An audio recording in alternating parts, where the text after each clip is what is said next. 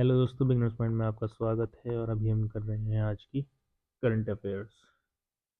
ये पेड़ पत्तियां पहले आ गई। NBA released 29.40 lakh to Odisha Forest Department for conservation and protection of red cedars in a continuing effort to promote the sustainable use and conservation of India's endemic biological resources. The National Biodiversity Authority has released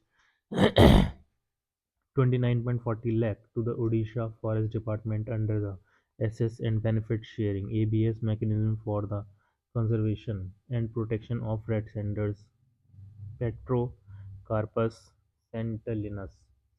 The ABS fund was generated from benefit sharing amount received for assessing red cedars wood logs sourced from the Kamukandi Forest Division in Gajapati District, Odisha. These trees, believed in to be over a century old, were originally planted by the then Maharaj of Pallakhimundi. The red sanders trees had naturally fallen during the cyclone in 2018. Following that, the Odisha Forest Department Corporation auctioned the fallen red sanders wood. The release forms part of a series of ABS disbursement made by the NBA to support conservation efforts of biological resources across the country. So far, the NBA has released over 50 crore to the Andhra Pradesh Forest Department, Karnataka Forest Department, and the Andhra Pradesh State Biodiversity Board for the protection and conservation of red cedars, including sponsored research projects. In addition, 3 crore has been released to 198 farmers in Andhra Pradesh and 55 lakh to the 18 farmers in Tamil Nadu. With this latest release, Odisha becomes the fourth state to receive ABS funds arising from the commercial use of red cedars. The funds will support activities aimed at conservation and sustainable use of red cedars across the states. India-Nepal Inc. deal to boost rail trade connectivity. A bilateral meeting between Shri Piyush Goyal, Commerce and Industry Minister of India, and Mr. Anil Kumar Sinha, Minister for Industry, Commerce and Supplies, Government of Nepal, was held in New Delhi. Both countries interchanged letter of exchange (LOE) amending the protocol to the Treaty of Transit between India and Nepal took place. The signing will facilitate the movement of rail-based freight between Jogabani, India and Nagar, Nepal, including bulk cargo under an expanded definition. This liberation extends to key transit corridor Kolkata, Jogbani, Kolkata, Nutuana, Nutuanva, Sonali, and Vishakhapatnam, Nutuanva, Sonali, thereby strengthening multimodal trade connectivity between two countries and Nepal trade with third countries. The aforementioned letter of exchange (LOE) enables direct rail connectivity along the Jogbani-Pitanagar rail link for both containerized and bulk cargo, facilitating transport from the ports of Kolkata and Visakhapatnam to the Nepal Customs Yard cargo station located in Morang district near Bharatnagar in Nepal. This rail link, constructed with grant assistance from the Government of India, was jointly inaugurated by the Prime Minister of India and Nepal on 1 June 2023. The meeting also welcomed ongoing bilateral initiatives to enhance cross-border connectivity and trade facilitation, including the development of integrated check posts and other infrastructure. India remains Nepal's largest trade and investment partner, accounting for a significant share of its external trade. These new measures are expected to further consolidate economic and commercial linkages between the two countries and beyond. Global Energy Leaders Summit (GELS) 2025 logo and website launched. The Minister of State for Power Shri Shripad Nayak today launched the logo and website for the Global Energy Leaders Summit (GELS) 2025 at New Delhi. The GELS 2025 would be held in Puri, Odisha from 5 to 7 December 2025. The summit will be hosted by the Government of Odisha in association with the Tony Blair Institute for Global Change.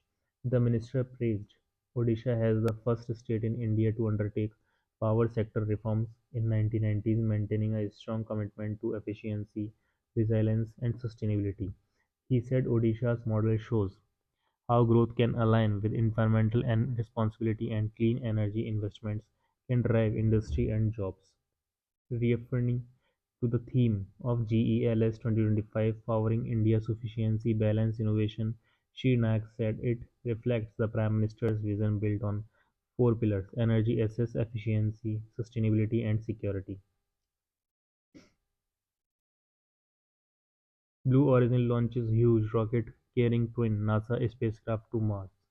Blue Origin launched its huge New Glenn rocket with a pair of NASA spacecraft designated for Mars. It was only the second flight of the rocket that Jeff Bezos' company and NASA are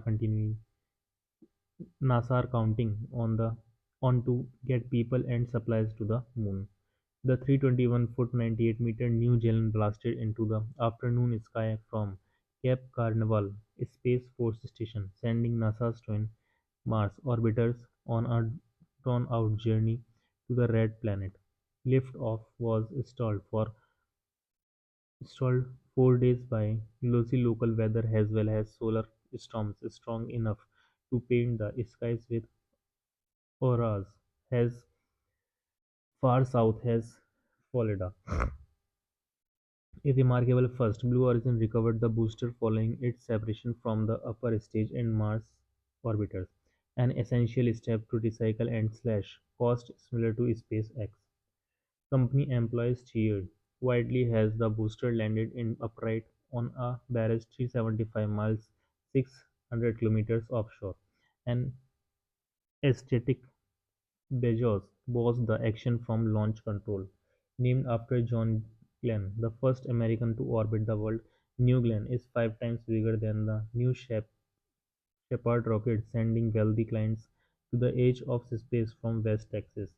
Blue Origin plans to launch a prototype Blue Moon lunar lander on a demo mission in the coming months aboard New Glenn. Created in 2000 by Bezos, Amazon's founder, Blue Origin already holds a NASA contract for the third moon landing by astronauts under the Artemis program. Elon Musk's SpaceX beat out Blue Origin for the first and second crew landings using starships, nearly 100 feet 30-meter taller than Bezos' New Glenn. Banks move to .bank.in domain from .com. All major Indian banks, including the State Bank of India (SBI), ICICI Bank, HDFC Bank, and Axis Bank, have moved their official websites from the earlier .com or .co.in, ending to the new.bank.in domain. The transition, directed by the Reserve Bank of India (RBI), aims to strengthen online security and ensure customers access genuine banking websites. The RBI had instructed all banks to migrate their internet banking portals to the exclusive .bank.in domain by 31 October 2025. The change was introduced to protect customers from phishing and fake website scams that make legitimate bank portals. Dispatch portal for defense pensioners. The Defense Ministry's digital pension management platform system for pension administration, Raksha or Dispatch, has made it easier for defense pensioners to access and manage their pension details.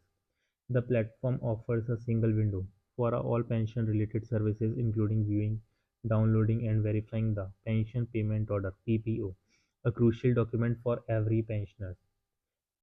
Spurge is an integrated system introduced by the Ministry of Defense to automate the entire pension section and disbursement process for defense personnel. A pension payment order is a para-unit unique identification number assigned to each pensioner. It acts as a reference number for all pension transactions, including monthly disbursement, revision, and communication with the pension authorities. Having access to the PPO is essential as it serves as proof of pension entitlement and is often required for income tax submissions, loan applications, or nomination updates.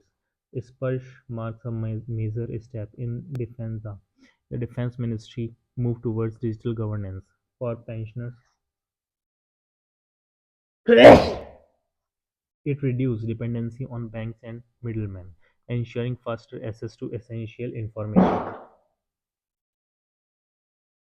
Gift City signs MOU with ANSR Global to promote growth of global capability centers. The Gujarat International Finance Tech City Company Limited GIFTCL has signed a Memorandum of Understanding MOU with ANSR Global Corporation Private Limited ANSR to promote the establishment and growth of global capability centers GCC in Gift City, an official release said. The MOU signed on November 13, 2025 aims to facilitate the development of next generation GCC by leveraging Gift City infrastructure, regulatory framework, and talent base. The collaboration will focus on attracting GCC engaged in technology development, digital transformation, and enterprise innovation, the release stated. Under the partnership, GIFT, CIL, and ANSR will conduct joint initiatives including strategic outreach, ecosystem development, and industry engagement to highlight the operational advantages of Gift City. ANSR has experience in building and scaling over 175 GCC for global companies. SEBI proposed IPO rules tweaks with lock-in fix, similar disclosure format. The Securities and Exchange Board of India SEBI proposed a fix for the long-standing challenges around locking in pre-IPO pledge shares, replacing the abridged prospectus with a simplified document summary. In a consultation paper, the regulator has proposed enacting these changes by amending the Issue of Capital and Disclosure Requirements (ICDR) Regulations 2018. Under current ICDR norms, pre-issue shareholding other than promotes must be logged in for 6 months post-IPO. However, depositories are unable to create lock-in when shares are pledged, creating last-minute compliance hurdles for issuers, especially in companies with numerous or untraceable shareholders. David Slagely's Booker Prize win and the role of literacy awards in building bridge. Hungarian-British writer David Slagely Flesh, this year's Booker Prize winning novel is a narrative of displacement, masculinity, and the weight of moral choices. A Hungarian teenager, Istvan, drifts through life, a physical relationship, an older woman, juvenile detention, the Iraq War, and finally a job as a driver for the extremely wealthy in London.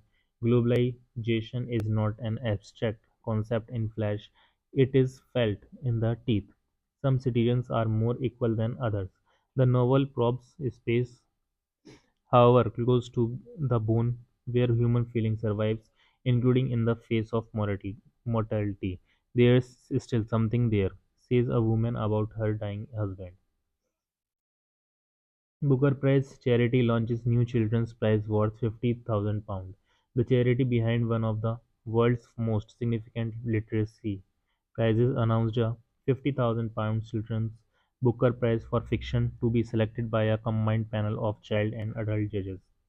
The Booker Prize Foundation behind the prestigious annual prize for fiction, also worth £50,000, said the first edition of the Children's Award will open for nominations in 2026 to be awarded annually from 2027. It will celebrate the best contemporary fiction for children aged 8 to 12-year-old written in or translated into English and published in the UK and or Ireland.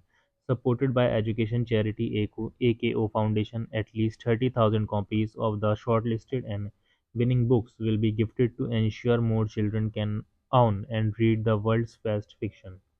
The UK's Children Literate and Laureate and multi award-winning children's book author and screenwriter Frank Cottrell Boise has been confirmed as the inaugural chair of judges for the new prize, while Cottrell Boise and two other adult judges will select a shortlist of 8 books. 3 child judges will be recruited with the support of schools and a range of partners across the culture and entertainment industries to join the panel to choose the winning book.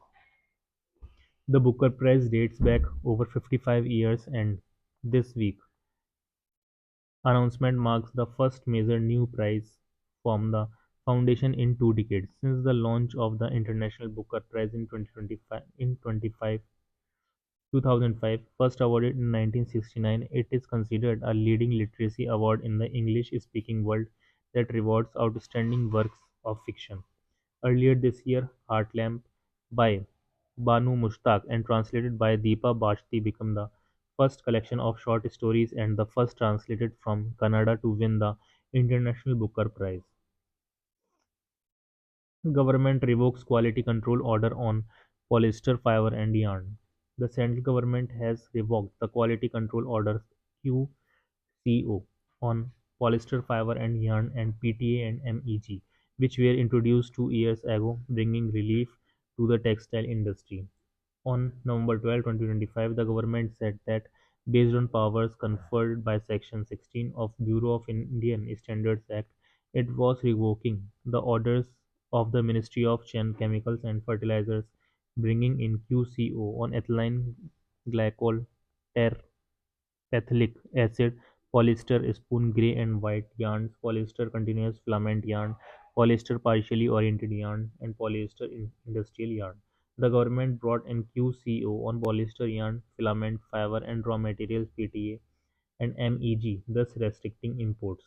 India has a shortage of PTA, MEG, and yet the government introduced QCO. These are critical raw materials for the man-made fiber sector. RBI approves appointment of veteran banker S. Krishnan as chairman of JK Bank. JK Bank said the Reserve Bank of India has approved the appointment of S. Krishnan as part-time chairman of the bank. His appointment is effective from November 13, 2025 till March 26, 2028, JK Bank said in a regulatory filing. The bank's board had in August approved his appointment, it said. Krishnan, currently an independent director on the board of Srinagar Headquarter Bank, served as MD and CEO of state-owned Punjab and Sindh Bank, subsequent to superannuation and pursuant to the approval of the appointment by the RBI. Krishnan took charge MD and CEO of Tamil Nadu Mercantile Bank in September 2022 और इसी के साथ current affairs हो जाती है समाप्त